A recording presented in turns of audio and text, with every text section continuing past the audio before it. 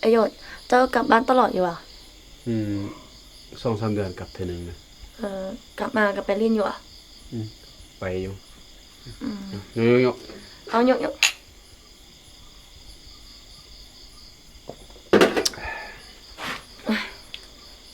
เอานิ่งแล้ววันหน้าเจสันไอ้นัดสนออยู่อันภาคพุ่นมื้ออื่นแต่เช้าสัจจิเลาะถ่ายรูปก่อนสิกลับตอนเลยสัจจังสิโทรหามากินปิ้งกับยำมึงเอาจักจอกเบาะจึกนอนหลับดีได้บ่อร่อยมาแต่เขากินเหล้ากินเบียร์นี้คิดหอดตุกกับไปหลักเนาะตอนนั้นน่ะเห็นกินตลอดเลยเอากินตลอดคือกันเลยหรอยกจะนะมัด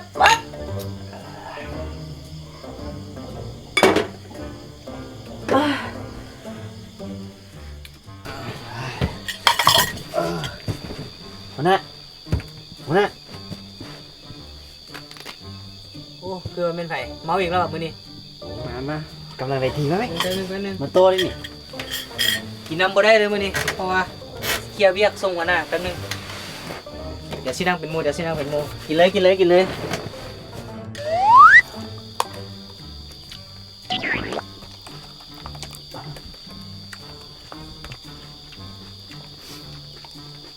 นี่ต้องทีเดียว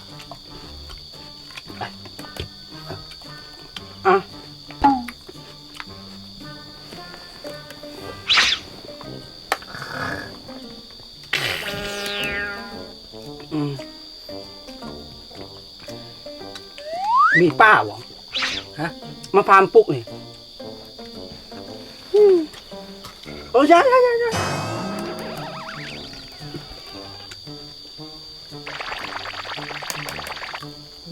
เราเว้ยเอาปุกมาลืมเอาป้ามาเป็นเลยจะน่าจังแกะเอา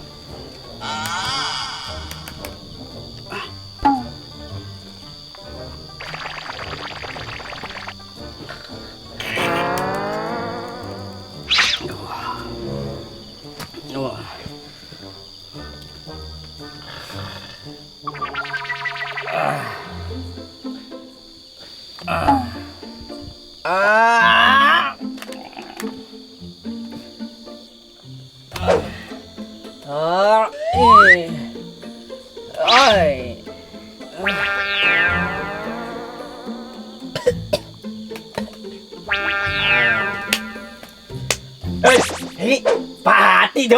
ขายเซ็กซี่กระดอตุญ่าข่าวดีเท่ดอสาวขายตำบักฮง จะมาฮงแน่เอาดิกเอาสองฮกเอาดิกเอาสองฮกเอาดิกเอาสองฮกเอาดิกเอาสองฮกเอาดิกเอาดิกเอาฮกเอาดิกเอาดิกเอาฮกจะจบต้องใส่เลงใส่เองเข็มแล้วตั้งเอาครบหรือวะแล้วจนน้ำไหลตกสีกินจนว่าท้องเบ่งนวดน้ำปลาเด็กใส่ตำหมักฮงแจ่มเพ่งลีลาหนองยกน้องตำหมักฮงแจ่มเพ่งตำจนว่าเด้งพระเจ้าอยู่ห้องเสียงดังโวยวายเพลอยู่นี่มันจักโมงจักงามแล้วเบิ่งได้ไหมดึกดื่นมีหลับมีนอนเป็นนกเขาซะบ่มีมารยาทแน่รบกวนผู้อื่นสอรี่เด้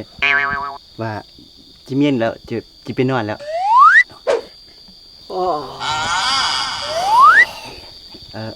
เจ้าอันไปนอนรถเป็นสาวเป็นเสนอนเด้อนึงบ่งามเด้ แม่นตุกก็สิเมียนอันนี้แล้วก็สิไปนอนหรอก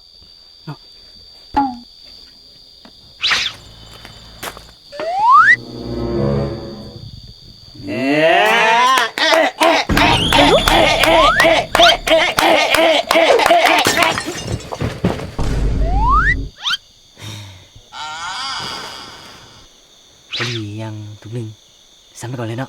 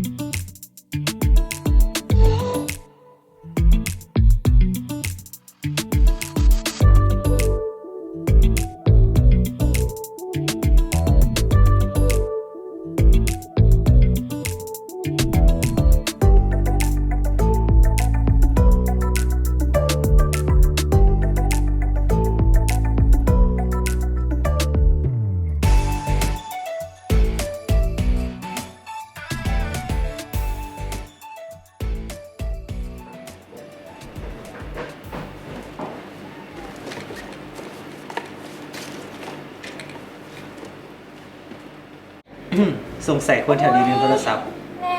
น เอาขอบใจจะค้ำกับบ่มีเนาะอุตส่าห์เก็บโทรศัพท์มาให้คำบ่เก็บให้มื้อเช้านี้ก็คือสิลืมแล้วก็สิเสียอีก ๆเอาเจ้าพวกโวยวายเมื่อคืนนี่ติพวกเสียงคือตัวเจนะ อีหยังเว้าดีๆได้ไผคือตัวเจียบ่เสียความรอเขาเลยเนาะ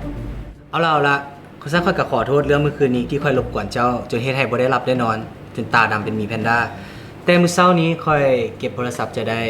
แล้วค่อยก็ส่งคืนเจ้าก็ถือว่าเจ้ากันโอเคบ่โอเค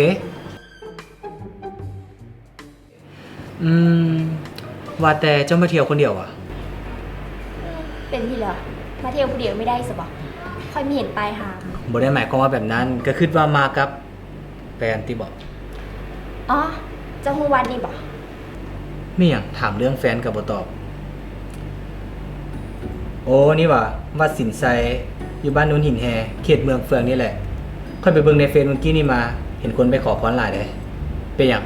อยากไปซะบ่ มาไปในยูถือซะว่าไทยความผิดเรื่องเมื่อคืนนี้เดี เรื่องเมื่อคืนนี้ยังเก็บโทรศัพท์ให้ได้ล่ะตัวเองก็ว่าโอเคละบ่มีหยังติดค้างกันแล้ว เจ้าคนเป็นเจ้าภาพที่ดีไม่แม่นสัก คันว่าป่านนี้ล่ะคันบ่พาไปจะจังไดเนาะคันสิไปก็หยิบนำมา เย้